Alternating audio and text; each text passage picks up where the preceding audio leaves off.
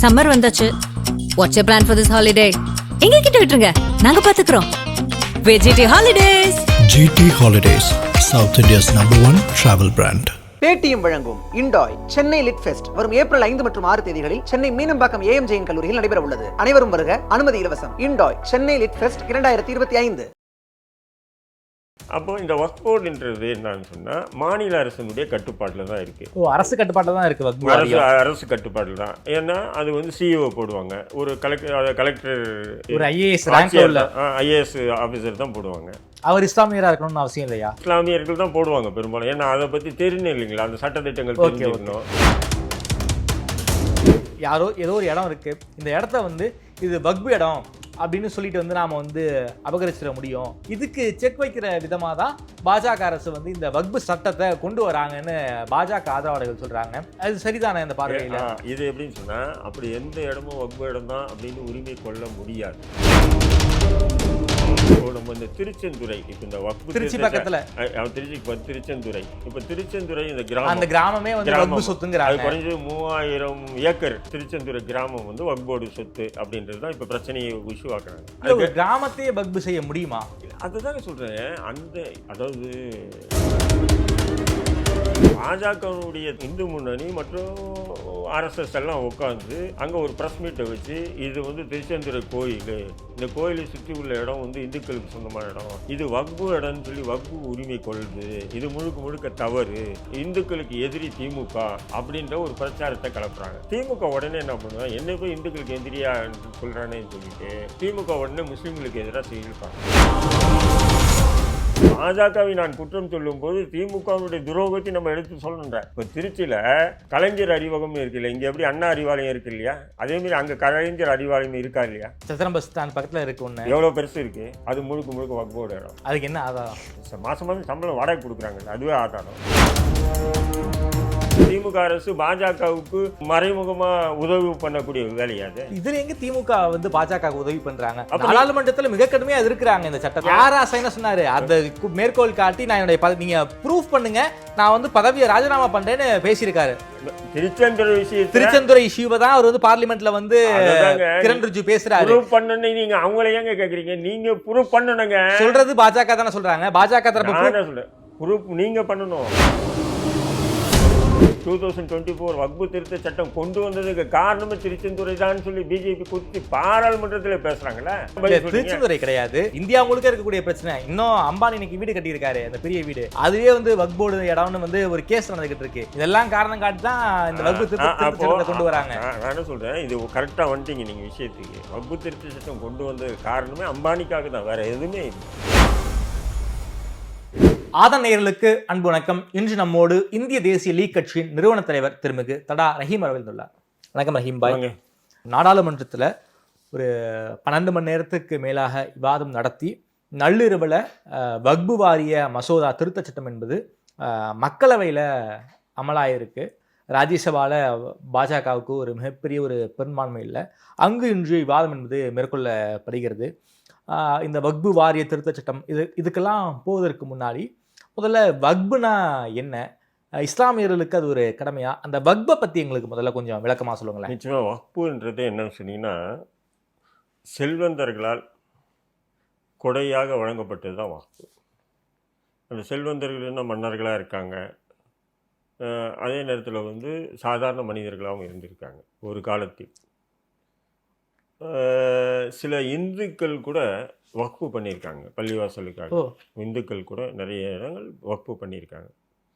இந்து மன்னர்கள் கூட சில இடங்களில் வந்து வக்ஃபு பண்ணியிருக்காங்க. அந்த சொத்துக்கள் தான் அந்த வக்ஃபு சொத்துன்றது. ஆனால் அந்த வக்ஃபு பண்ணும்போதே என்ன ஆகிடும்னு சொன்னீங்கன்னா, நான் இந்த இடம் வக்ஃபு பண்ணுறேன்னு சொன்னால் உடனே அந்த வக்ஃபு வந்து ஆகிடாது. அந்த டாக்குமெண்ட் எல்லாம் எடுத்து போய் கொடுத்து அந்த வக்ஃப்நாமான்னு சொல்லக்கூடிய கெசட் மாரி, எப்படி கவர்மெண்ட் கெசட்டில் இருக்கிறது தான் உண்மைன்னுவாங்க இல்லையா, அந்த மாதிரி கெசட் மாரி ஒன்று இருக்கும் வக்ஃப்நாமான்ட்டு. அதில் வந்து பதிவு செஞ்சிட்டாங்கன்னா அந்த இடம் வந்து வக்ஃப் போர்டு இடம். அது சரி. இப்போது ஒன்ஸ் அப்போ அந்த நேரத்தில் அது ஒரு காலத்தில் கொடுக்கப்பட்ட சொத்துக்கள் தான். இப்போ யாரும் எந்த முஸ்லீமும் வந்து என் சொத்தை வக்ஃபு பண்ணுறேன்னு சொல்லி பண்ணுறதில்லை. ஒரு காலத்தில் கொடுக்கப்பட்டது. இப்போ வந்து 100 ஏக்கர் இருந்துன்னா 200 ஏக்கர் ஆக்கிறதுக்கு உண்டான வழியை தான் பார்க்குறான். இப்போ எப்படின்னு சொன்னால், இப்போ கோயில் நிலங்கள் கூட பார்த்தீங்கன்னு சொன்னால் ஒரு காலத்தில் கொடுத்தது தான் கோயிலுக்கெல்லாம் நிலம். அரசாக இருக்கட்டும், பொதுமக்களாக இருக்கட்டும், கோயிலுக்கு கொடுத்தாங்க. இன்றைக்கி யாராவது கோயிலுக்கு இடம் கொடுக்குறான்னா கொடுக்க மாட்டாங்க. கோயில் இடத்த அபகரித்தோன்னே பார்க்குறாங்க. நம்ம இருக்காங்களா இல்லையா? அதே போல் தான் வக்ஃபு இடங்கள் ஒரு காலத்தில் நன்கொடையாக கொடுக்கும்போது அவங்க ஒரு ஜீவோ மாரி ஒன்று போடுவாங்க, ஒரு இது மாரி போடுவாங்க, ஒரு இது போட்டு இதை வந்து இந்த இடம் வந்து ஒட்டுமொத்த இந்த இடத்துல வரக்கூடிய வருமானம் இன்னென்ன விஷயத்துக்காக செலவு பண்ணணும் அப்படின்னு போட்டுருவாங்க. பட் இதை வந்து நான் தலைவராக இருப்பேன், நான் உயிரோடு இருக்கிறேன், எனக்கு பிறகு என் பையன் தான் இந்த இடத்துக்கு தலைவராக இருக்கணும், என் ரத்த பந்த உறவுகள் மட்டும்தான் இதுக்கு தலைவராக இருக்கணும் அப்படின்றது ஒரு கெசட்டில் போட்டுருவாங்க. இல்லைன்னு சொன்னால் நேர்மையாக அதிகாரம் வகிக்கக்கூடியவங்க தலைவராக இருக்கலாம் அந்த இடங்களுக்கு. ஆனால் கண்ட்ரோல் வக்ஃப் போர்டுது. ஆனால் அதை நிர்வகிக்கிறது அவங்க குடும்பம் தான் இருப்பாங்க, இல்லது நேர்மையாக அதிகாரம் வகிக்கக்கூடியதுன்றது. அப்போது இந்த வக்ஃப் போர்டுன்றது என்னன்னு சொன்னால் மாநில அரசினுடைய கட்டுப்பாட்டில் தான் இருக்குது. அரசு கட்டுப்பாட்டில் தான் இருக்குது. அரசு கட்டுப்பாட்டில் தான். ஏன்னா அது வந்து சிஇஓ போடுவாங்க, ஒரு கலெக்டர், ஒரு ஐஏஎஸ் ஆஃபீஸர் தான் போடுவாங்க. அவர் இஸ்லாமியராக இருக்கணும்னு அவசியம் இல்லையா? அவர் இஸ்லாமியர்கள் தான் போடுவாங்க பெரும்பாலும். ஏன்னா அதை பற்றி தெரியணும் இல்லைங்களா, அந்த சட்டத்திட்டங்கள் தெரிஞ்சுக்கணும் அப்படின்றத இஸ்லாமியரை தான் போடுவாங்க பெரும்பாலும், ஐஏஎஸ் ஆஃபீஸர் தான் போடுவாங்க. அப்போ அது கீழே வந்து அதிகாரிகள் எல்லாமே அரசு அதிகாரிகள் தான் எல்லாமே. சூப்பரண்டு இருப்பாங்க, இன்ஸ்பெக்டர் இருப்பாங்க, வக்ஃப் போர்டு இன்ஸ்பெக்டர்னுவாங்க, வக்ஃப் போர்டு சூப்பரண்டுன்னுவாங்க, இப்படி அதிகாரிகளும் இருப்பாங்க. இல்லை அரசு ஊழியர்கள் தான் அவங்க எல்லாமே 100% அரசு ஊழியர்கள் தான். அப்புறம் சேர்மன் வந்து ஆளுங்கட்சியை சேர்ந்தவங்க தான் சேர்மனாக போடுவாங்க. வக்ஃபு அமைச்சர் யாருன்னா ஆளுங்கட்சி தான், அமைச்சர் தான் வந்து வக்ஃப் போர்டு அமைச்சர்னுவாங்க. இது வந்து எந்த திமுகனா திமுக, அதிமுக, காங்கிரஸ், எப்படி அது சேர்மனுக்கு என்ன அதிகாரம்? சேர்மனுக்கு என்ன அதிகாரம்னு சொன்னால், அந்த மெம்பர் இருக்காங்க பார்த்தியா, உறுப்பினர், வக்ஃப் போர்டு உறுப்பினரும் சேர்மனும் உட்காந்து அவங்க வந்து இப்போ இந்த இடம் வந்து இதில் பிரச்சனை வரும். இப்போ எப்படின்னு சொன்னீங்கன்னா, உதாரணத்துக்கு இப்போ என்னுடைய முப்பாட்டம் வந்து வக்ஃபு பண்ணிட்டார் ஒரு இடத்த. சரி, அவர் என்ன பண்ணார், என் ரத்த பந்த உறவு மட்டும்தான் மெயின்டைன்ஸ் பண்ணணும்னு போட்டிருக்காரு. பட் முப்பாட்டனுக்கு பிறகு ஒரு பெரிய தலைமுறை, ஒரு 5 தலைமுறை வருதுன்னு வச்சுக்கலாம். 5 தலைமுறையில் வந்து பார்த்தீங்கன்னா பிள்ளைங்க நிறைய ஆகும். அதில் உரிமை நீங்கள் கொண்டாடுவீங்க, நான் கொண்டாடுவோம், நிறைய பேர் கொண்டாடுவோம். அதில் பிரச்சனை வரும், கோர்ட்டு கேஸுன்னு போவாங்க இல்லைங்களா. அப்போ அதை வந்து இந்த ட்ரிபுனல் மாரி உட்காந்து இந்த மெம்பருங்களும் வக்ஃப் போர்டு சேர்மனும் உட்காந்து முடிவு பண்ணணும். சரி, என்ன முடிவு? யாருன்னு சொத்தை நிர்வாகிக்கணும், யார் நேர்மையாக உண்மையாக இருப்பார், இதில் இருக்கிறதுலே யார் நேர்மையாக உண்மையாக இருப்பாருன்னு சொல்லி நிர்வாகிக்குதுன்னு சொல்லி. சரி, இப்போ அந்த டெம்பரரி முத்தவலின்ற விஷயத்தில் இவங்களாம் முடிவு பண்ணி காசு வாங்கிட்டு போட்டுருவாங்க, யாரை வேணாலும் போட்டுருவாங்க. ஆனால் அந்த பர்மனெண்ட் இதுன்னும் போது அந்த குடும்ப வாரிசுகளில் யாருன்னா ஒரு ஆளை போகணும். ஓகே. அப்போ இவங்க என்ன பண்ணுவாங்கன்னா அந்த ட்ரிபுனல் உட்காருவாங்க, அந்த வக்ஃப் போர்டு ட்ரிபுனல்னுவாங்க, உட்காந்து முடிவு கட்டுவாங்க. இது வந்து இத்தனை நாளாக அவர்கிட்ட இருந்தது, இப்போ இவர் தான் தலைவர் அப்படின்னு போடுவாங்க, அமீர் இது முத்தவலின்னு போட்டாங்கன்னா அப்போது என்ன பண்ணுவாங்கன்னு சொன்னால் அதுதான் அந்த ட்ரிபுனலுடைய வேலை. சரி, ட்ரிபுனலுடைய முடிவு முடிஞ்சிச்சு, இனி அவர் மேல்முறையீடே பண்ண முடியாது அப்படியெல்லாம் இல்லை. ட்ரிபுனல் முடிவை ஏற்றுக்காம நிறைய பேர் நீதிமன்றத்துக்கும் போவாங்க. புரியுதுங்களா? நிறைய பேர். ஆனால் இப்போ இந்த புதிய வக்ஃபு திருத்த சட்டம் கொண்டு வந்திருக்காங்கல்ல, ட்ரிபுனல் சொல்லுவதுதான் உறுதியானதுடா இல்லை, ட்ரிபுனல் சொல்றது தான் உறுதியானது இல்லை. ட்ரிபுனலுக்கு மேலே நீதிமன்றத்துக்கும் போவாங்க. இப்போ குல்லா தலாக்குன்றது இஸ்லாமியர்களை கொடுத்துட்றாங்க இல்லையா. ஆனாலும் சில பேர் என்ன பண்ணுவாங்க, பெண்ணும் ஆணோ எனக்கு நான் நீதிமன்றம் போகிறேன்னு சொல்லி போகிறவங்களும் இருக்காங்க. ஆனால் பொது வழியாக பேசு பொருளாக என்ன ஆச்சுன்னு சொன்னால், இல்லை இவங்களாம் வந்து குல்லா தலாக்குன்னு விவாகரத்து பண்ணிக்கிறாங்க அப்படின்றதான் பேசுவாங்க. ஆனால் அதில் விருப்பப்படாதவங்க அவங்க என்ன பண்ணுவாங்க, நீதிமன்றம் போவாங்க. அதே மாதிரி தான் இந்த ட்ரிபுனலுடைய விஷயத்தை எல்லா தரப்பும் ஏற்றுக்கிட்டாங்கன்னா விட்டுருவாங்க. இல்லைன்னு சொன்னால் சில பேர் நீதிமன்றம் போவாங்க.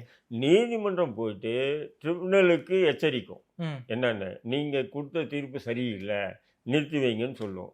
அல்லது நீங்கள் கொடுத்த தீர்ப்பு சரிதான்னு சொல்லி தீர்ப்பு எப்படி வேணாலும் மாற்றி அது நீதிமன்றம் அந்த ஆவணங்கள் அடிப்படையில் கொடுக்கக்கூடிய தீர்ப்புகள் அது கொடுப்பாங்க. இது எல்லாமே ரொட்டீனாக இருக்குது. ஆனால் இப்போ புதிய திருத்த சட்டம் கொண்டு வந்திருக்காங்கல்ல, அதில் என்ன சொல்கிறாங்கன்னா நீதிமன்றத்துக்கு போகிறதுக்கு அனுமதி கொடுக்கப்பட்டிருக்கு இதுலன்றாங்க. ஏற்கனவே நீதிமன்றம் போகிறாங்களே, நீங்கள் என்ன புதுசாக அனுமதி கொடுக்குறீங்கன்ற, புரியுதுங்களா? இதுதான்.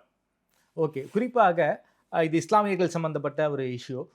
இதில் இந்த வக்ஃபு வாரியத்தை பொறுத்த வரைக்கும் என்ன குற்றச்சாட்டு வைக்கிறாங்க அப்படின்னா, ஏதோ ஒரு இடம் இருக்குது, இந்த இடத்த வந்து இது வக்ஃபு இடம் அப்படின்னு சொல்லிட்டு வந்து நாம் வந்து அபகரிச்சிட முடியும், அதாவது வக்ஃபு வாரியத்துடைய சொத்தா சேர்த்துக்க முடியும்.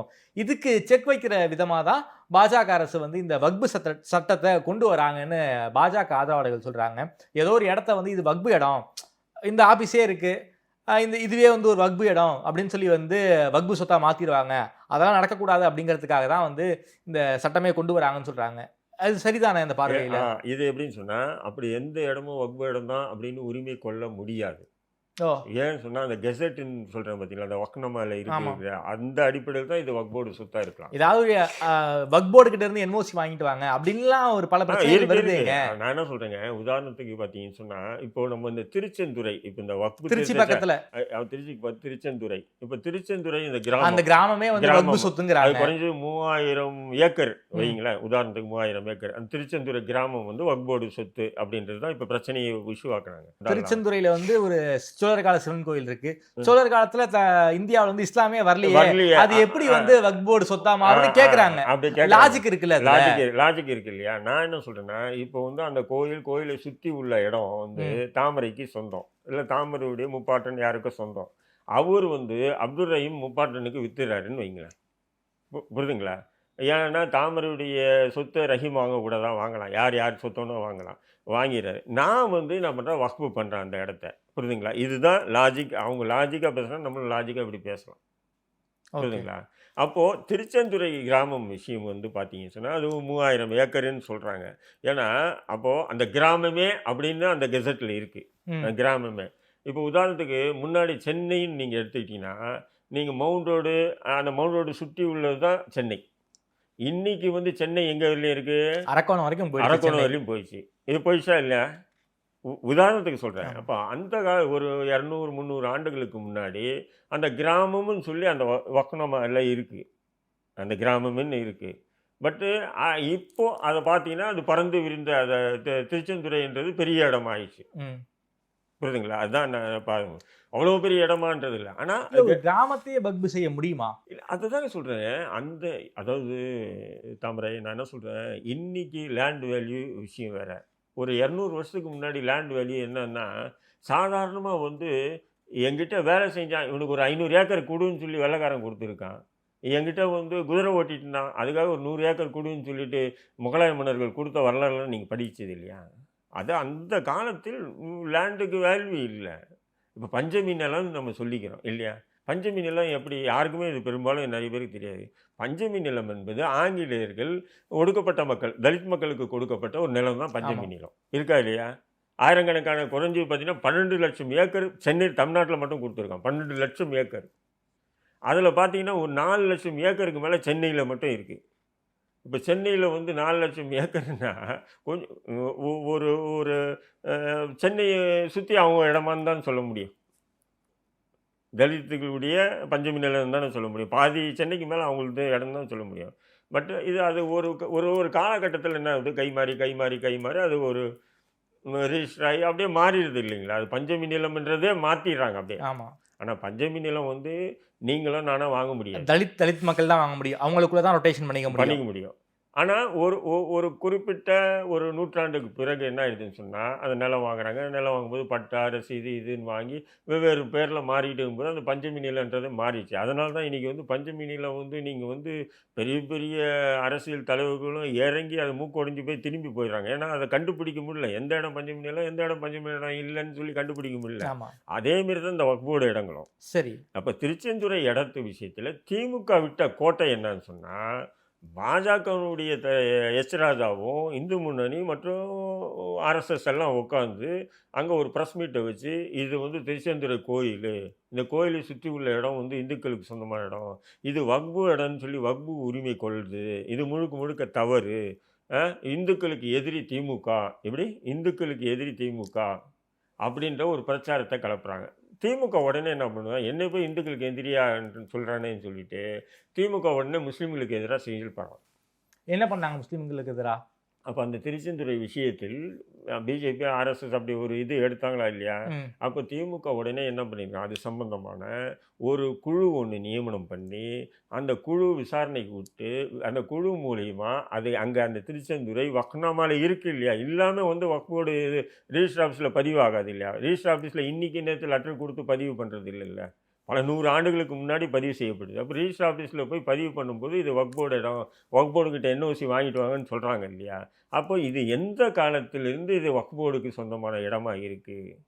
இது யார் தானமாக வழங்கினாங்க இந்த இடத்த, யார் மூலிமா, எந்த மன்னர் ஆட்சி காலத்தில் இது தானமாக இப்படி வந்தது அப்படின்ற ஒரு குழுவை நியமித்து அந்த குழு கொடுக்கக்கூடிய அறிக்கையை வைத்து உயர்நீதிமன்றத்தில் இந்த வக்னாமா, அதாவது கெசட்டுன்னு சொல்லக்கூடிய வக்னாமா எடுத்து போய் இப்போ இது பண்ணி உறுதிப்படுத்தி ஃபைட் பண்ணாமல் என்ன பண்ணுறாங்கன்னா, இந்துக்களுக்கு எதிரி திமுகன்னு சொன்ன உடனே அந்த இடத்த அந்த பிரச்சனையை விட்டுடுங்கன்னு சொல்லி வக்ஃப் போர்டு சேர்மன் சொன்னால் அவர் என்ன பண்ணுறாரு, அந்த பிரச்சனையை விட்டுறாரு. அதுதான் சிக்கல்ன்றாங்க. அந்த திமுக தான் இன்னைக்கு வந்து சட்டமன்றத்துல வந்து வக்ஃபு மசோதாவை ஏற்க மாட்டோம்னு தீர்மானம் நிறைவேற்றிருக்காங்க. இதை பத்தி நாங்க வந்து சுப்ரீம் கோர்ட் வரைக்கும் போகணும்னு சொல்லியிருக்காங்க. பார்லிமெண்ட்ல திமுக உறுப்பினர்கள் வந்து இந்த வக்ஃபு திருத்த சட்டத்தை பத்தி கிழிச்சு தொங்க விடுறாங்க. ஆராசா கிட்டத்தட்ட அரை மணி நேரம் பார்லிமெண்ட்ல ஏன் வக்ஃபு சட்டத்தை நாங்க எதிர்க்கிறோம்னு பேசியிருக்காரு. அதெல்லாம் வக்கனே பேசுவாங்க. ஜாயிண்ட் பார்லிமெண்டரி கமிட்டியில 2 திமுக உறுப்பினர்கள் இருக்காங்க, ஆராசாவும் இமாம் அப்துல்லாவும் இருக்காங்க. அவருக்கு 2 பேத்தையும் சஸ்பெண்ட் பண்ணியிருக்காங்க. இது எங்கேயுமே நடந்தது கிடையாது. அதான் சொல்றேன், அதெல்லாம் வக்கனே பேசுறது திமுக யார் சொல்லியா கொடுக்கணும்? அவங்க ரத்தத்தில் ஊர்னது இல்லை. நானே சொல்றேன், இதே திருச்சியில அன்னார் பாக்குன்ற ஒரு தர்கா 300 ஆண்டுக்கு பழமையான தர்கா. எவ்வளோ? 300 ஆண்டு பழமையான தர்கா, இந்த உழவர் சந்தை பக்கத்தில். அந்த தர்காவை இரவோடு இரவாக இடிக்கிறது யார் இடிச்சது? திமுக தான் இடிச்சது. திமுகவினுடைய அமைச்சர் கே நேருவும் திமுக சின்னத்தில் நின்று வெற்றி பெற்ற மணப்பாறை எம்எல்ஏ அப்துல் சம்மதுடைய துணையோடும் இரவோடு இரவாக புல்டோசர் வச்சு இடித்து தரமட்டமாக்குறாங்க தர்காவை. அது சம்மந்தமாக பொதுவெளியில் நான் பேசும்போதோ அல்ல அது சம்மந்தமாக வந்து இஷ்யூ எடுக்கும்போது தமிழக அரசு ஏன் அந்த வழக்கு தானே முன் வந்து எடுத்து எப்படி இடிக்கலாம் அந்த தர்கான்னு சொல்லி இடித்தவங்க மீது வழக்கு தொடுத்துருக்கணுமா இல்லையா?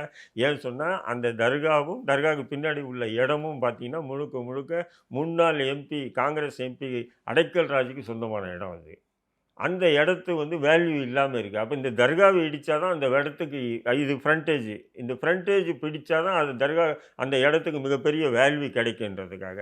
ஏன்னா திருச்சியே மொத்தமாக 8-9 கிலோமீட்டருக்குள்ளே தான் அடங்கும். அதில் வந்து ஒரு ஹார்ட் சிட்டியில் ஒரு 2 ஏக்கர் முன்னாடி பின்னாடி ஒரு 2 ஏக்கர் கிட்டே இருக்குது, தர்கா இருக்குது ஃப்ரண்ட்டில் ஒரு ஏக்கர் இருக்கும்போது இதை அபகரித்தா தான் அது முடியுன்றது இறங்கியிருக்காங்களா இல்லையா? இப்போ இத்தினால அமைதியாக இருந்துட்டு திமுக ஆட்சி வந்தவுடனே கே நேரு அப்துல் சம்மதை அந்த யாக்கூப்ன்றவனை இன்னும் 4-5 பேரை உட்கார வச்சு இது தர்காவை இடிக்கணும்னு பேசியிருக்காங்க. இது பேசின விஷயம் எங்கிட்ட ஆடியோக்களே இருக்குது, ஆதாரங்களே இருக்குது. அப்போ வந்து சில பேர் வந்து நான் தர்கா விஷயத்துலலாம் நான் வரமாட்டேன்னு சொல்லி ஓடினவங்களும் இருக்காங்க, இடி பார்த்துக்கலான்னு சொன்னவங்களும் இருக்காங்க.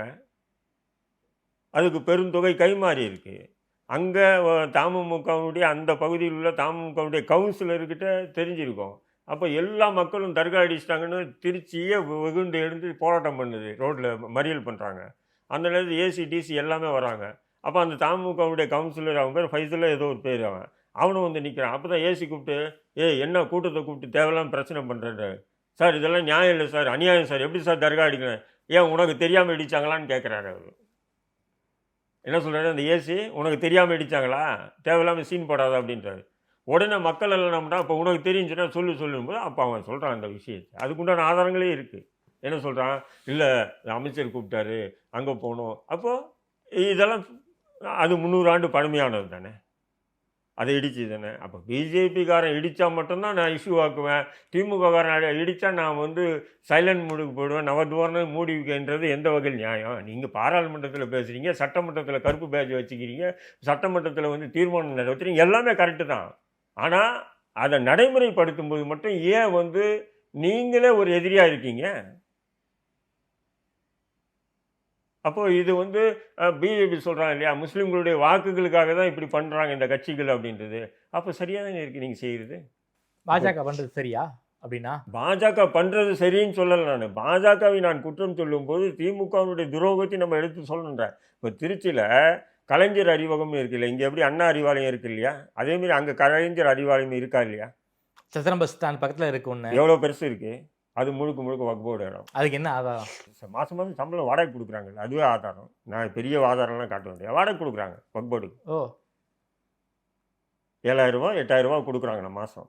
ஆனால் இவங்களுக்கு ஒரு நாள் வாடகையே 5 லட்சம் 10 லட்சம் ரூபா வாங்குறாங்க. கல்யாண மண்டபம் அதெல்லாம் கல்யாணம் எல்லாமே இப்போ அது வந்து பெரிய ஒரு 5 ஸ்டார் ஹோட்டலுக்கு கட்டியிருக்காங்க. அவ்வளோ பெரிய இடத்த விட்டு போக சொல்லுங்கள், வக்ஃப் போர்டு இருந்தானே. இவ்வளோ நியாயம் பேசுகிறீங்களே, பாராளுமன்றத்தில் தொண்டை கிழிய பேசுகிறீங்கள, வக்ஃப் போர்டு இடம் நமக்கு எதுக்குறா, உங்களுக்கு இல்லாத சொத்தா? நான் கேட்குறேன், கே நேரு நினச்சாருன்னா திருச்சியில் எங்கே வேணாலும் வந்து அறிவாலயம் கட்டலாம் இல்லையா? அவர் அவ்வளோ சொத்து அவருக்கு சொந்தம் இருக்கா இல்லைங்களா? அவ்வளோ இருந்து கூட நீங்கள் முக்கியமான ஹாட் சிட்டியில் வந்து வக்ஃப் போர்டு எடுத்து தானே ஆட்டையை போட்டு வச்சுருக்கீங்க நீங்கள்.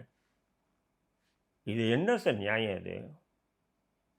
அப்போ திருச்செந்துறை விஷயத்தில் நீங்கள் சரியான அரசு வந்து ஒரு குழு அமைச்சு நீதிமன்றம் மூலிமா நடவடிக்கை எடுத்தீங்கன்னா இன்றைக்கி பொது வெளியில் அசிங்கமாக இருக்குங்க. நீங்கள் கேட்குறீங்க இங்கே வந்து சோசியல் மீடியாவில் என்னங்க வக்ஃப் போர்டுன்னு சொன்னால் பொது மக்கள் யாருடைய இடத்தோன்னு அபகரிப்பீங்களா அப்படின்னு. இது போல் பொதுமக்கள் எத்தனை பேர் எங்கிட்ட கேட்குறாங்க தெரியுமா? ஒரு ஸ்டேட்டஸ் ஒரு பதிவு போட்டால் பதிவு கீழே வந்து எத்தனை பேர் கமெண்ட் பண்ணுறாங்க தெரியுமா? அப்போ எவ்வளோ வருத்தம் அந்த வேதனை எனக்கு இருக்குது இல்லையா? அப்போ அந்த திமுக அரசினுடைய கையாளகத்தனமா அல்ல திமுக அரசு பாஜகவுக்கு மறைமுகமாக உதவி பண்ணக்கூடிய வேலையா அது? இதுல எங்க திமுக வந்து பாஜக உதவி பண்றாங்க? நாடாளுமன்றத்துல மிக கடுமையா எதிர்க்கிறாங்க இந்த சட்டத்தை. பாராளுமன்றத்தில் எதிர்க்கிறீங்க. நீங்க திருச்செந்துறை விஷயத்துல நீங்க வந்து நம்ம பாராளுமன்றத்தில் திருச்செந்துறை விஷயத்தை பேசுறாங்க இல்லையா? ஏன் நீங்க மூடிட்டு உட்காந்துருக்கீங்க? ஆராசா என்ன சொன்னாரு? அந்த மேற்கோள் காட்டி நான் என்னுடைய நீங்க ப்ரூஃப் பண்ணுங்க, நான் வந்து பதவியை ராஜினாமா பண்றேன்னு பேசியிருக்காரு. திருச்செந்துறை விஷயத்துல திருச்செந்துறை இஷ்யூவை தான் அவர் வந்து பார்லிமெண்ட்ல வந்து கிரண் ரிஜிஜு பேசுறாரு. ப்ரூஃப் பண்ணனே நீங்க அவங்கள ஏங்க கேக்குறீங்க? நீங்க ப்ரூஃப் பண்ணணுங்க. சொல்றது பாஜக தானே சொல்றாங்க. பாஜக தரப்பு சொல்ல ப்ரூஃப் நீங்க பண்ணணும். இது எச்ராஜா இங்க வந்து உட்காந்துட்டு அந்த இப்ப நீங்க என்ஐஏ கோர்ட்டா குற்றம் சுமத்தப்பட்டவர் தான் வந்து நான் வந்து எந்த குற்றவாளியும் இல்லைன்னு நான் வந்து சொல்லணுமா? பாஜக குற்றச்சாட்டு வைக்கிறாங்க. பாஜக ஆதாரத்தை கொடுக்க சொல்ல விட்டுட்டு திமுக ஆதாரம் கொடுக்க சொல்றீங்க. இன்னைக்கு நீங்க வந்து எந்த இடத்துல திருச்செந்துறை விஷயத்துல இது முஸ்லீம்கள் இடம் தான் வக்ஃப் போர்டு இடம் தான் பேசியிருக்கு திமுக? ஒரு இடம் சொல்லுங்க. சரி, பாராளுமன்றத்தில் பேசியிருக்கா? நீங்க ப்ரூஃப் பண்ணுங்க. பாஜக வந்து ஆதாரத்தோட நிரூபிங்க. என்னுடைய பதவியை ராஜினாமா பண்றேன்னு ஆராசா சொல்லி இருக்காருல்ல. இதை விட வேற என்னங்க? என்ன ஆதாரத்தோட நிரூபிக்க சொல்றாரு? திருச்செந்துறை விஷயத்துல தவறு நடந்திருக்கான தவறு நடக்கல, தவறு நடந்ததுன்னு சொன்னா ஆதாரத்தோட காட்டுங்கன்றீங்க. திருச்செந்துறை இடம் என்பது முழுக்க முழுக்க முஸ்லீம்கள் இடம் தான், அது வக்ஃபு இடம் தான் சொல்லி வாதிட தயாரான்ற நான். ஏன் சைலண்ட் மூட்ல இருக்கீங்க?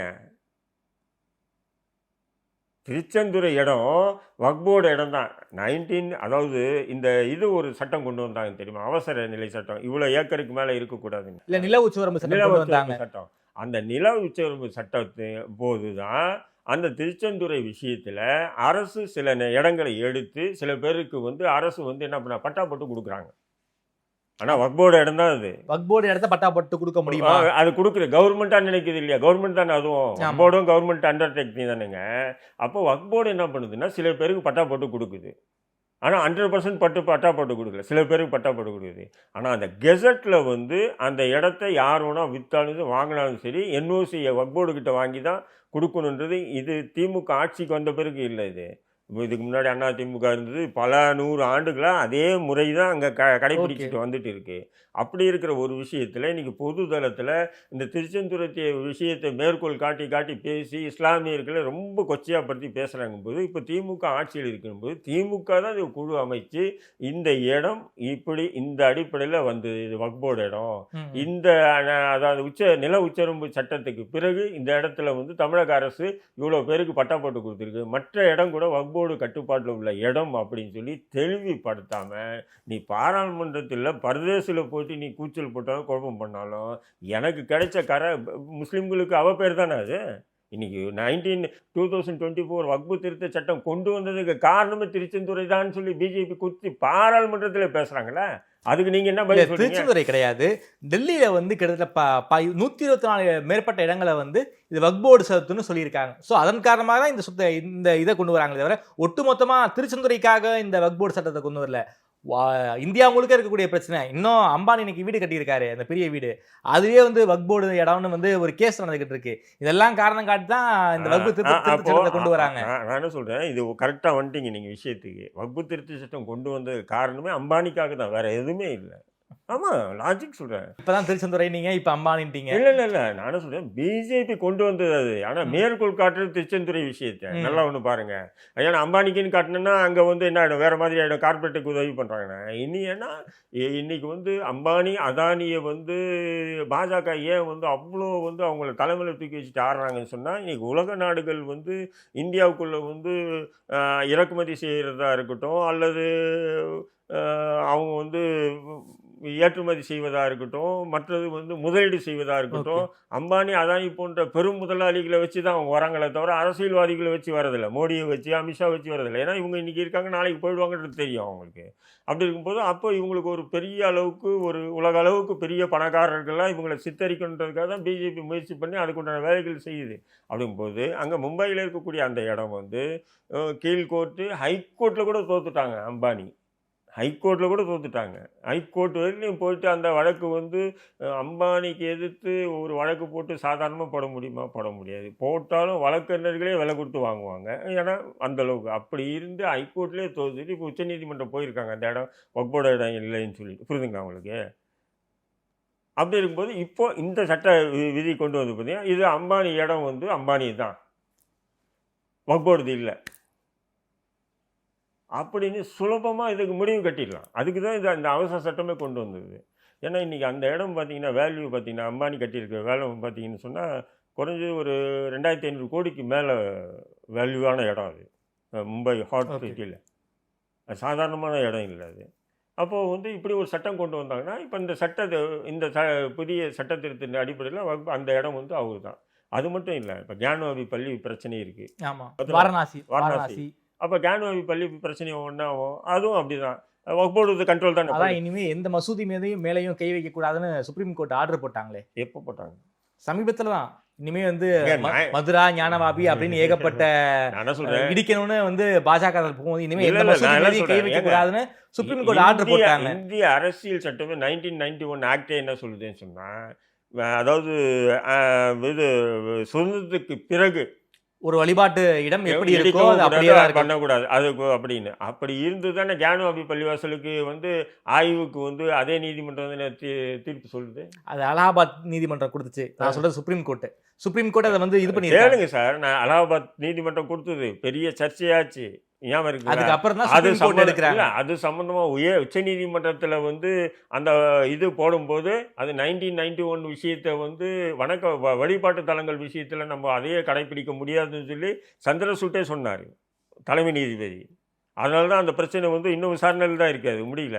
அதன் பிறகு இப்போது ஒரு நீதிபதி வந்து அவர் தன்னிச்சையான கருத்து சொல்லி, அதாவது அவர் ஒரு வழக்கு விஷயமா போகும்போது அந்த வழக்குக்கு சொல்கிறாரு. அதுவும் எந்த வழக்குன்னு சொன்னால் அதே யூபியில் சாம்பலில் நடந்த ஜாமியா பள்ளிவாசல் விஷயத்துக்கு போகும்போது தான் அந்த தீர்ப்பு சொல்கிறாரு.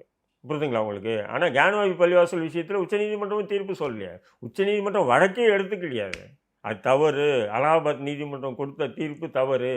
ஏன்னா 1991 ஆக்டின் அடிப்படையில் அது தவறுன்னு சொல்லி எடுக்கவே இல்லை. ஆனால் இப்போ இந்த வக்பு திருத்த சட்ட அடிப்படையில் பார்த்தீங்கன்னா எந்த பள்ளிவாசல்லையும் சரி, எந்த மதத்தையும் சரி, எந்த முஸ்லீம் இடத்துலையும் அவங்க எடுத்துக்கலாம். அரசாங்கம் எடுத்துக்கலாமா? அதாவது குறிப்பாக இந்தியாவை பொறுத்த வரைக்கும் ரயில்வேக்கு அதிக இடம் இருக்குது, அதுக்கப்புறம் வந்து பாதுகாப்புத்துறைக்கு அதிக இடம் இருக்குது, அதுக்கப்புறம் 3வது வக்புக்கு தான் நிறைய இடம் இருக்குது. இது வந்து பாஜகவுடைய கண்களை உறுத்துதுன்னு நீங்கள் நினைக்கிறீங்களா? பாஜகவுக்கு வந்து இடங்களை அபகரிக்கணுன்றதை விட அந்த முக்கியமான வணக்க வழிபாட்டு தலங்களில் வந்து கைப்பற்றணுன்றது தான் பாஜகவுடைய திட்டம். வணக்க வழிபாட்டு தலங்கள் பெரும்பாலும் நீங்கள் வக்பு இடங்கள் எல்லாமே பாருங்கள், ஏதோ திருச்செந்துறை போன்ற கிராமங்கள் வந்து ஒன்று சில தான், மற்றதெல்லாம் நகரங்களில் தான் இருக்கும். இப்போ சென்னையில் நிறைய வக்பு இடங்கள் தான் இருக்கும். மவுண்ட் ரோடில் ஆனால் நிறைய மவுண்ட் ரோடு மட்டும் இல்லை, எல்லாமே நிறைய இடங்களில் பார்த்தீங்கன்னா வக்பு இடங்கள் இருக்கும். ஹாட் சிட்டியில் தான், டெல்லி எடுத்திங்கன்னா டெல்லியில் இதுதான் இவங்களை உறுத்துது. இப்போ நீங்கள் வந்து ரயில்வேக்கோ இல்லை இராணுவத்துக்கோ பார்த்தீங்கன்னு சொன்னால் ஏதோ மலை சார்ந்தது, காடு சார்ந்தது இருக்கும் இடங்கள். ஆனால் வக்ஃபு இடங்கள் எல்லாமே வந்து ஹாட் சிட்டியில் தான் சிட்டிக்குள்ளே இருக்கும். இதுதான் இவங்களை உறுத்துது. இதை தான் அபகரிக்கணும்னு இவங்க பார்க்குறாங்க. இல்லை அதுலேருந்து சரி அதை அபகரிக்கணும்னு சொன்னால் சாதாரணமாக போட்டு அபகரிக்கும். இப்போ கொண்டு வந்திருக்க திருச்சட்டம் மூலிமா கலெக்டரே முடிவு எடுத்துக்கலாம், கலெக்டரே முடிவு பண்ணலாம். இப்போ பாபர் மசூதிக்காக 50 வருஷம் போராட வேண்டியதில்லை அவங்க ஜான்வாபி இந்த புதிய சட்டத்தின் மூலிமா. கலெக்டர்கிட்ட மனு கொடுக்கலாம், கலெக்டர் உடனே வந்து 2 தரப்பும் உட்கார வச்சுட்டு அவர் தீர்ப்பு அவர் முடிவு பண்ணுவார். கலெக்டர் முடிவு பண்ணிட்டாருன்னா அது நீதிமன்றம் கலெக்டர் சொல்கிற கவர்மெண்ட் சொல்லிச்சு, அப்போ கவர்மெண்ட்டுக்கு சாதகமான தீர்ப்பு, வேலை முடிஞ்சிச்சு, சாப்டர் க்ளோஸ்.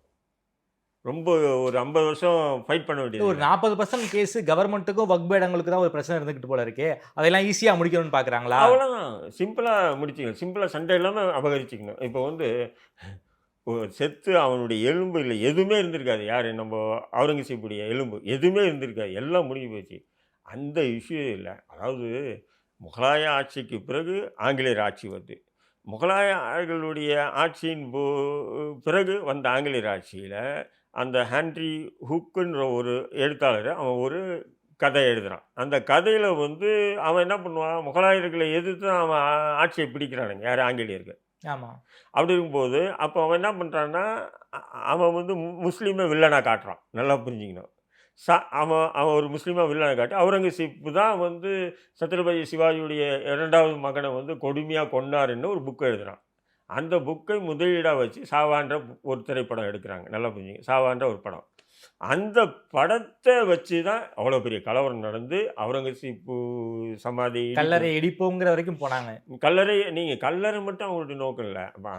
அந்த அந்த தர்காவை சுற்றி பார்த்தீங்கன்னா குறைஞ்சது இந்த நாக்பூரில் வந்து பார்த்தீங்கன்னா ஒரு 18-20 ஏக்கருக்கு மேலே இடம் இருக்குது அந்த அந்த வக்ஃபோர்டு கட்டுப்பாடு. சரி. அப்போ இது போன்ற விஷயங்கள் ஹார்ட் சிட்டியில் இருக்கக்கூடிய முக்கியமான விஷயங்கள்லாம் அபகரிக்கணுன்றது தான் அவங்களுடைய திட்டங்கள், வேறு எதுவும் இல்லை. இப்போ இங்கேயே எடுத்துங்க, நம்ம ஆளுநர் மாளிகை இருக்கு இல்லையா, 175 ஏக்கர், அது சும்மா இல்லை அது. ஆமாம். அது வந்து ஆற்காடு நவாபுடைய இடம். அது 1 லட்ச ரூபா வருஷத்துக்கு தமிழக அரசு அவருக்கு வாடகையாக தராங்க. 1 லட்ச ரூபா ஆற்காடு நவாபுக்கு வாடகை தராங்க. 1 லட்ச ரூபா. இதெல்லாம் பாருங்கள். இதேமாரி இடங்களை வந்து இப்போ அதே அந்த ஆற்காடு நவாபு இல்லாமல் அது வக்ஃப் போர்டுக்கு, ஏன்னா ஆற்காடு நவாபு சொத்து வந்து வக்ஃப் போர்டு எப்போவுமே பண்ணல. அவங்க தனியாக அவங்களுடைய சேரிட்டி தனியாக வக்ஃப் போர்டில் வந்து இணையாது. ஆற்காடு நவாபுடைய இடங்கள் வந்து ஆற்காடு நவாபு அவங்களுடைய இது சேரிட்டி மெயின்டைன்ஸ் பண்ணுறாங்க. இது அது வக்ஃப் போர்டாக இருந்ததுன்னா இப்போ அது கூட ஒரு பிரச்சனைக்குரிய ஒரு இடமா தான் மாறும். ஏன்னா 175 ஏக்கர் ஹார்ட் சிட்டிக்குள்ளங்க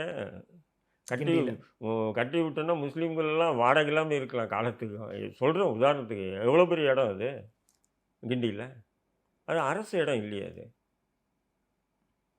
இப்படி வந்து நம்ம பல விஷயங்கள் நம்ம சொல்லிக்கிட்டே போகலாம்.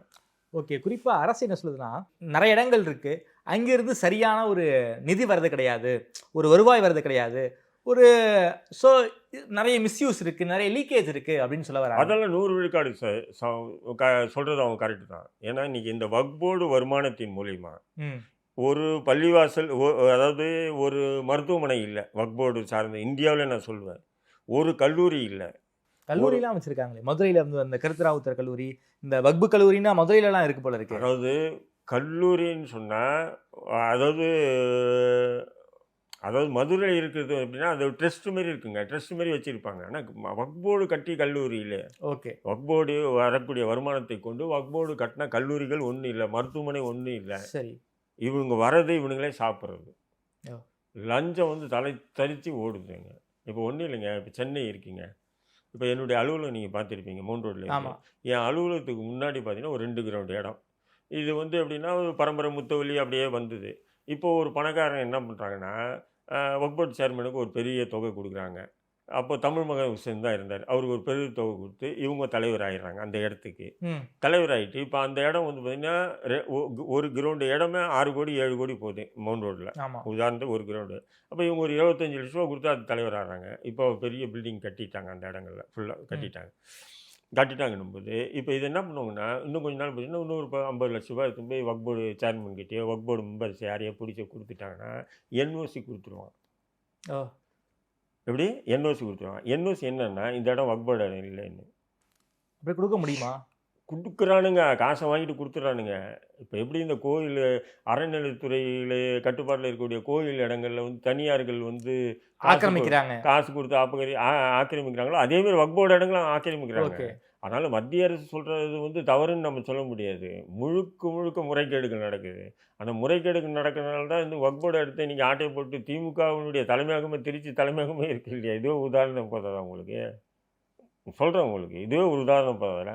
இதெல்லாம் பண்ணுறாங்க. ஆனால் பாஜக கொண்டு வருது பார்த்தீங்களா, அவங்களுக்கு இதெல்லாம் திருத்தணும் அப்படின்றதால இல்லை. அவங்க என்னென்னா பழமையான இடங்களை எல்லாம் வந்து அவங்க ஒரு லிஸ்ட்டே போட்டு வச்சுருக்காங்க. அதெல்லாம் அபகரிக்கிறதுக்கு இந்த சட்டத்தின் மூலம் ஈஸியாக அபகரிக்கலாம். பாபர் மசூதி மாரி ஒரு 50 வருஷம் போராட வேண்டியது இல்லை. புரிதுங்களா உங்களுக்கு? இந்த வணக்க வழிபாட்டு ஸ்தலங்களை வந்து அபகரிக்கிறோம், அவங்க குறி வைக்கணும் அப்படிங்கிறதுக்காகவா? 100 விழுக்காடு அதுக்காக தான் அந்த சட்டம் கொண்டு வரும். ஞானவாபி, அதுக்கப்புறம் மதுரா போன்ற இடங்கள்ல எல்லாமே. ஏன்னா ஞானவாபி பள்ளிவாசி என்ன வக்ஃப் போர்டு கட்டுப்பாடு தான். புரியுதுங்களா? அப்போ இப்போ இந்த கொண்டு வந்திருக்கின்ற புதிய சட்டத்திருத்தத்தை அடிப்படையில் ஒரு வழக்கு ஒருத்தர் போய் மாவட்ட கலெக்டர்கிட்டயே போய் கொடுத்து, கலெக்டர் கொடுக்குற தீர்ப்பை வச்சு நீதிமன்றம் வாங்கி ஈஸியாக முடிஞ்சிச்சு. சாப்டர் இரவோடு இரவா. நான் சொல்கிறேன், இந்துவே வேணாம், ஒரு முஸ்லீமே ரெடி பண்ணலாம். இப்போ நம்ம வேலூர் இப்ராஹிம் மாரி எத்தனை பேர் இருக்காங்க, ஒரு முஸ்லீமே ரெடி பண்ணி. அந்த வக்ஃப் போர்டுக்குள்ள நான் முஸ்லீம் மெம்பர்ஸும் வரலாம் அப்படிங்கிற மாதிரியான ஒரு விஷயங்களையும் பண்ணியிருக்காங்களே, அது சரியா? அது எப்படிங்க சரியாகும்? வக்ஃபு என்பது அது அந்த அந்த சொத்து, அதாவது ஆத்மார்த்தமாக வந்து இது வக்ஃபு பண்ண சொத்து, இந்த சொத்துல வரக்கூடிய வருமானத்தையும் இந்த சொத்தை வந்து சரியான முறையில் நேர்மையான வழியில் நான் பேணணுன்றது எப்படி இருக்குது. இப்போது அறநிலைத்துறையில் நான் போய் மெம்பர் ஆகிறேன்னு வச்சுக்கலாம். நான் கோயில் சொத்தை வந்து நான் ஆத்மார்த்தமாக நான் வந்து செயல்படுவேண்ணா. கோயில் தானே, எவ்வளோன்னா விற்கலாம், எவ்வளோன்னா பிராடுத்தனம் பண்ணலாம், வருமா வராத மனுஷனுக்கு இயற்கையாக நான் சொல்கிறேன். ஆனால் ஒரு நல்ல கடவுள் பக்தி உள்ள ஒரு கோயில் புனஸ்காரத்தில் உரிமை உள்ள ஒரு நபர் அந்த கோயில் இடத்த பராமரித்தான்னா அவனுக்கு பயம் இருக்கும். இருக்குமா இருக்காதா? அந்த பக்தினால் பயம் இருக்கும் அவனுக்கு. தவறு பண்ணக்கூடாது அப்படின்ற பயம் இருக்கும். அப்போது அப்துல் ரஹீம் திரும்பி அந்த இடத்துல போட்ட வேலைக்கு ஆகுமா? அதேமாரி தான் இப்போ வக்ஃப் போர்டு விஷயத்தில் முஸ்லீம் அல்லாதவங்களும் வரலாம் அப்படின்னு சொன்னால் அந்த மாதிரி தான் ஆகும். பெண்களுக்கு இடம் உண்டுங்கிறாங்க. பெண்களுக்கு இடம் கொடுக்குறது நீ இப்போ புதுசில் ஏற்கனவே இருக்குது. பாத்திமா முசஃபர்னு இருக்காங்கல்ல, முஸ்லீம் லீக் தலைவர், அவருடைய மகன் ஏற்கனவே மெம்பராக தானே இருக்குது. ஓகே. கடந்த அதிமுக ஆட்சியில் மெம்பராக தான் இருந்தது. முனவரி பேகம்னு ஒரு பெண், அவங்களும் மெம்பராக தான் இருந்தாங்க, ஷியா ஜமாத் சார்பாக. அதெல்லாம் இவங்க தான் பெண்களுக்கு கொடுக்குறாங்க, ஏற்கனவே இருக்காங்க. அது அரசியல் கட்சி முடிவு எடுக்குதுதாங்க. திமுக ஆட்சியில் திமுக என்ன யாரை மெம்பர் ஆகணும்னு ஆக்குவாங்க, அதிமுக ஆட்சியில் அதிமுக யார் மெம்பர் ஆகும். இங்கே அதேமாதிரி எல்லா மாநிலத்திலையும் அங்கங்கே வந்து ஆளக்கூடிய ஆளுங்கட்சியை வச்சு தான் இந்த மெம்பர்ஷிப் ஆகிறது. ஓகே. ஆனால் நீங்கள்லாம் இந்த சட்டத்தின் மூலம் தான் இப்படி ஆகுன்றது இல்லை. முழுக்க முழுக்க இஸ்லாமியர்களை டார்கெட் பண்ணுறதுக்காக தான் இந்த சட்டங்களை கொண்டு வந்திருக்காங்களா? பிஜேபி கொண்டு வந்து இஸ்லாமியர்களுக்கு டார்கெட் பண்ணுறதுக்காக தான் இந்த சட்டங்கள் கொண்டு வந்திருக்கு.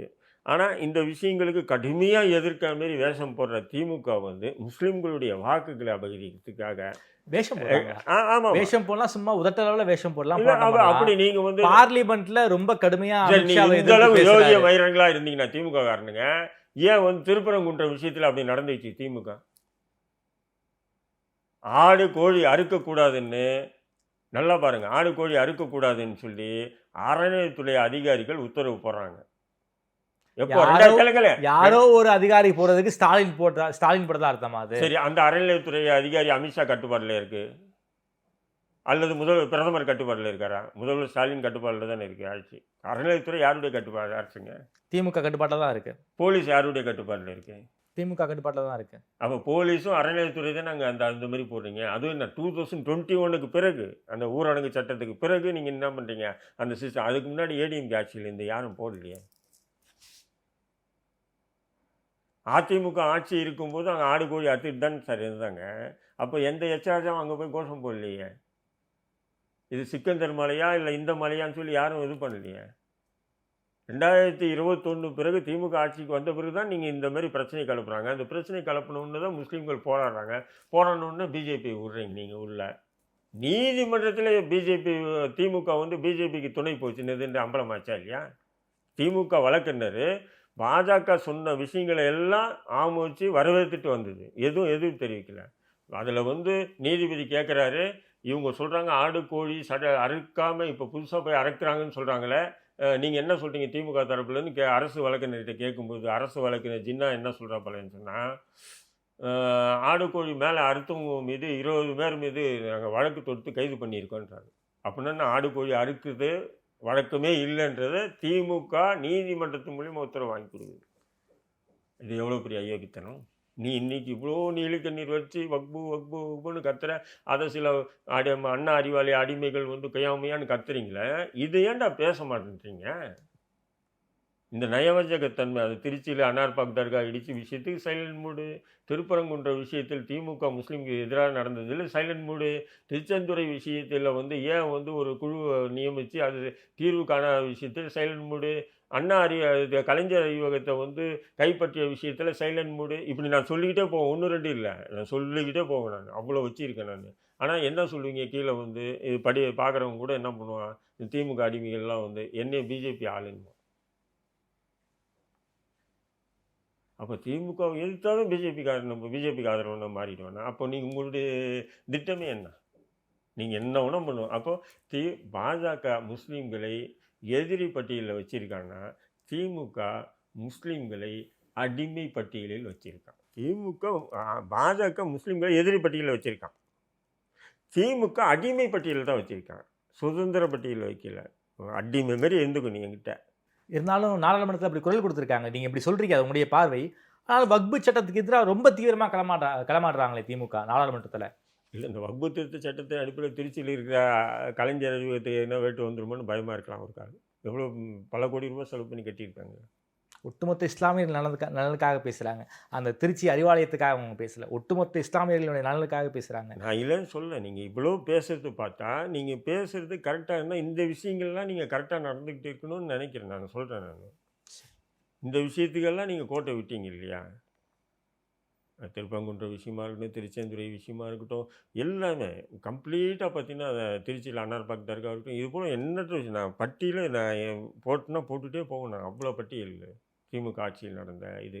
ஓகே ரஹீம் பாய், இந்த வக்பு திருத்த சட்டத்தில் நாங்கள் முஸ்லீம்கள் ஏன் வந்து எதிர்க்கிறோம் அப்படிங்கிறத பற்றி ரொம்ப விரிவாக பேசியிருக்கீங்க. குறிப்பாக வக்புனா என்னங்கிறதுல ஆரம்பித்து இதில் திமுக என்ன மாதிரி விஷயங்கள் பண்ணியிருக்காங்க, ஏன் எதிர்க்கிறாங்க அப்படின்னு உங்களுடைய அரசியல் பார்வையை ரொம்ப விரிவாக வச்சுருக்கீங்க.